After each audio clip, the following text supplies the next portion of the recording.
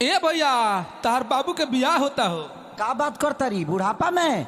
अरे तार हो बाबू ना होई बाबू। का बाबू बाबू बाबू ए बाबू आओ ना। अरे ई त हमर मजनुआ हो। अरे भाग जो ना त तहरा के मुआ दिखे सोन। ए बाबू बाबू बाबू आओ ना।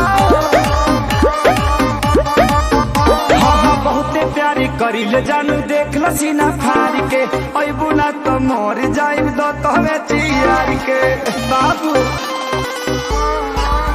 ना बहुते प्यारी करी ले जानू देख ल सीना फाड़ के आवो ना तो मोर जाइब दो तोवे चियार के मेरी शादी में अड़चन लाओ ना। बाबू बाबू अरे का हो? भाई जी थोड़ा धीरे मारिए ना, अभी ताजा ताजा वैक्सीन लिए हैं, बहुत घाव लग रहा है। कुकुर ले खडात के भगाओ ना। जाओ ना। ए बाबू बहरिया ना। अरे जाओ ना। ए बाबू बहरिया ना। अरे साफे थुथुर हवा का। अरे जाना। अरे सब मार के मुआ दी है। अरे काहे नहीं खो समझत? अरे जाना।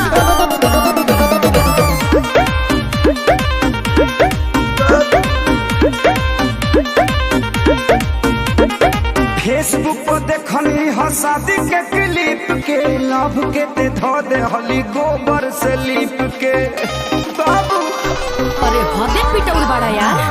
भाग भाग भाग ना ता भाई हमर ढाके लौटी ये दी है। बड़े खिसियाई ललूर हालो गड़ धके तोहके बनाइए दी है। बुझे देखो माथा मेरा गरम होना। हे बाबू आओ ना। बक भाई से अपना हूँ कवाओ ना। ए बाबू बहरिया ना। ए बाबू बहरिया ना। साफे समझा के मिलो। अब की बार हाथ गोड़ कपार सब टूट जाए। अरे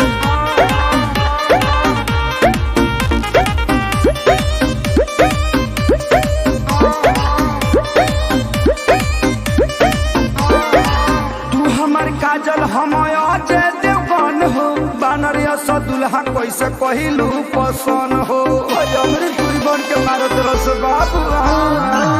कमी कुछ नहीं खे बस तहनी मनी तोहरा से खरिया बड़े